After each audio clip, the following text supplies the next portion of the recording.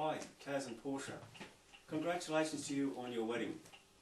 Hello to Portia's family and friends on this special day. We are there in spirit, and I wish to thank Portia's parents and family for the time and effort they are putting in to making their wedding a great day. And I wish to meet you all and hope to meet you all one day. Taz and Portia, we are so very proud and excited for you both on this great day. We can only imagine today from the beginning to end, and wish we were there with you both. Have a great day, and we are all thinking of you. Nana, Pop, Grandpa send their love and wishes. Ryan, Dee, Letitia and Connor send their love and wishes and congratulations. I would like to make a toast to the bridesmaids, groomsmen, for the effort they have put in.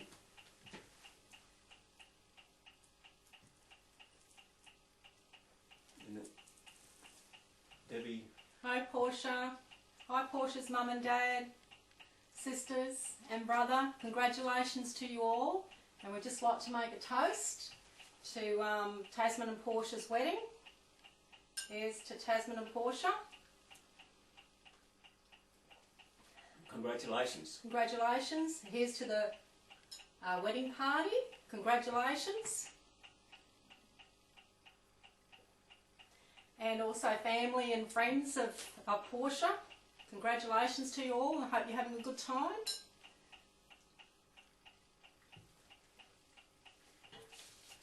And last and not least,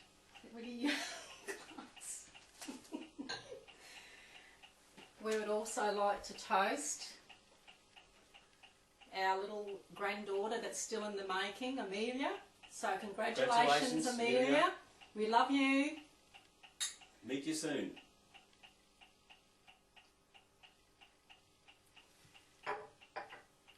You can go now. Bye. Okay, congratulations to everyone. Taz, Portia. We're so very proud and welcome Portia and the family to our family. I just have a few things here to say about Tasman, just so that you can get to know him a little bit.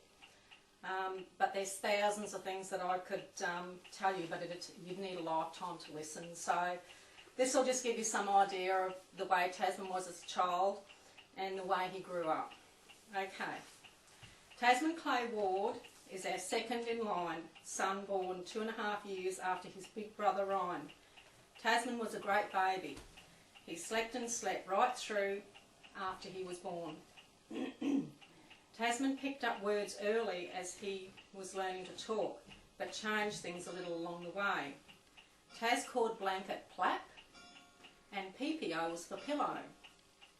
Apple became papple, and so on. After starting school, he came home one day crying. "I hate my name," Tasman said. "It's horrible. They all tease me at school about it. They call me Tassie Wazzy, Spaz, and Spaghetti Spaz." I sat him down and told him a little story. "Tasman," I said, "when you were born, a nurse came to see me. She said, 'Wow, with a name like that and a face like an angel with that little birthmark under his eye, he'll have every girl chasing him in town when he becomes a teenager.'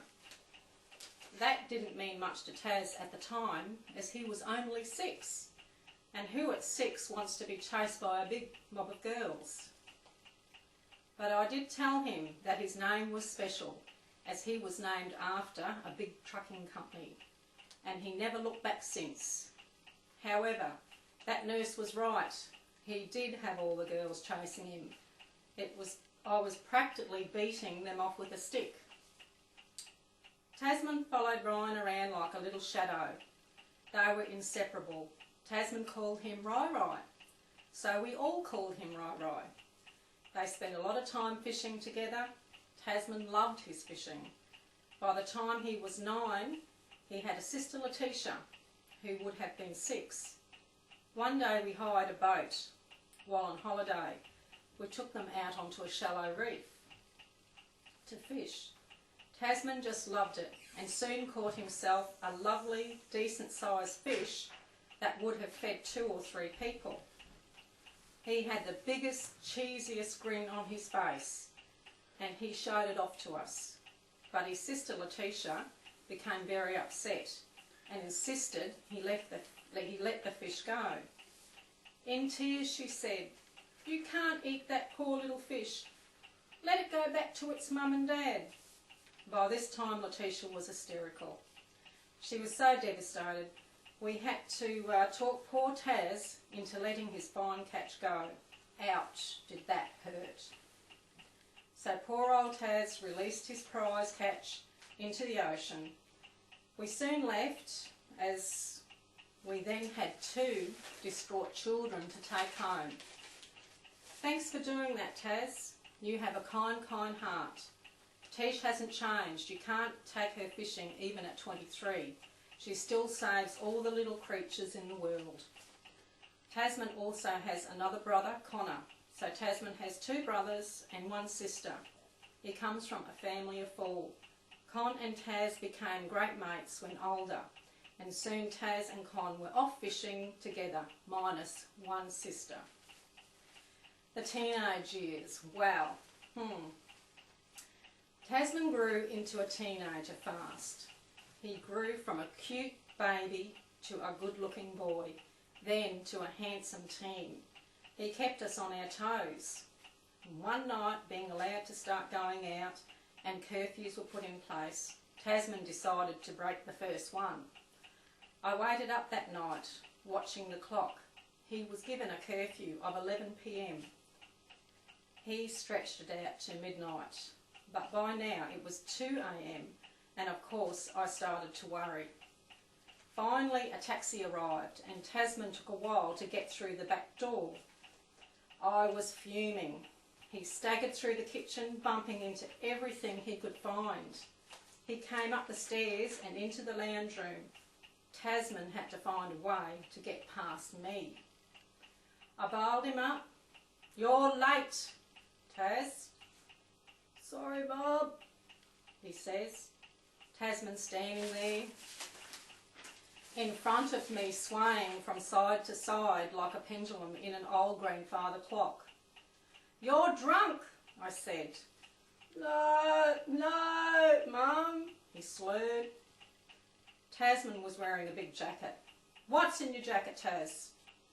"You look like you're hiding something." "Oh, nothing, Mum," he said. "Nothing." Being relieved that he was home and safe, I sent him off to bed. I yelled out to Taz, "Your father will deal with you in the morning," as he turned heading off to his bedroom. A huge bottle of whiskey slid from under his coat and landed on the floor. I ran over to investigate. "What's this, Taz?" "Oh, it's for you, Mum," he said. "I bought it back for you. It's a nice ornament for your china cabinet." The bottle was half full. "That's nice, Taz," I said, and took it into my possession. The half bottle of whiskey came in handy over the time. I used it in fruit cakes and stews. Thanks, Taz. And that was the end of that. Here we go. I'm one of these mums that had to be cleaning all the time, so teenager rooms were never spared. One day, I was going through Tasman's cupboards, refolding everything. I stumbled across a big brown paper bag. I stared at this bag for a moment. I couldn't help myself. I had to have a look to see what was inside. I peeked into the tiny opening at the top. I could see all these coloured packets. I closed the bag for a minute. I closed my eyes. Then I had to have another peek. What on earth were they, I thought. I could see strawberry cream on the face of one. My mouth began to water. Oh, lollies of some kind, I thought. So I decided to pick one out. As I did, I soon realised they weren't lollies after all. I got such a fright I screamed, and as I pulled out my hand out of the bag, it tore in half. And all these coloured packets were thrown up into the air. They landed all over Taz's bed and onto the bedroom floor. By now you would have guessed they were condoms. And there were like hundreds of them. I sat on the floor in disbelief and just looked at these brightly coloured packets. My God, I thought, why so many? Not being a condom girl myself, it was an eye-opener to me. Apple Delight, Cherry Brandy, Fruity Loopy, Banana Banger. After reading all the names, I quickly picked them up and tried putting the torn paper bag back together, and were put back in his drawer in the same place. Tasman also had a thing for his father's clothes. He would borrow them. He said it made him look older and more sophisticated. One day Tasman grew a liking to the shirt his father got married in. We call it the wedding shirt. Tasman asked if he could wear it. I said no, as it was old and very sentimental. Taz and I were in a tug-of-war. Taz on one end of the shirt and me pulling it off him by the sleeve. We were fighting over it. No, you can't wear Dad's wedding shirt, I said. You'll wreck it. It will get torn. Taz soon convinced me that he was going out to a formal dinner with his girlfriend, and that it would be looked after and returned the very next day. So I gave in. 3 weeks later, and still hounding Taz for that shirt, but no shirt. A month later, still no shirt. One day in his room, I spent a lot of time in Tasman's room back in them days. I was looking through some photos he just had developed. That's a nice photo, I thought. Oh, that's a good one. Flipping through more. Oh, I like that one. Yes, he looks really good in that one. I looked at this particular photo for a few seconds before realising it was Tasman, passed out in some bushes, wearing a pink tutu with a set of plastic breasts attached to his chest. And under those naked plastic breasts, here was Wayne's wedding shirt. Well, I was fuming. Didn't Taz cop it when he got home? The wedding shirt was very quickly returned, so Wayne and I decided to take a quick trip to Charters Towers, where we had a little cottage and where we were going to retire someday. It's a 7-hour drive from Cairns, and that's where the wedding shirt had its final resting place. It was safe there, and we knew Tasman couldn't get to it again. Our hoses stay the same length now, Taz. In Cairns I was always complaining. Thought I was going mad. Why don't the hoses reach the pot plants anymore? Took me a while to figure that one out, Taz. All in all, thank you for being our son, Taz.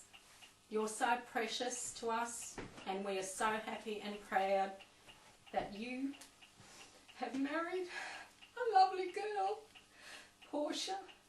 And thank you, Portia, for marrying our boy Tasman Clay Ward, and thank you both for our beautiful grandchild to be.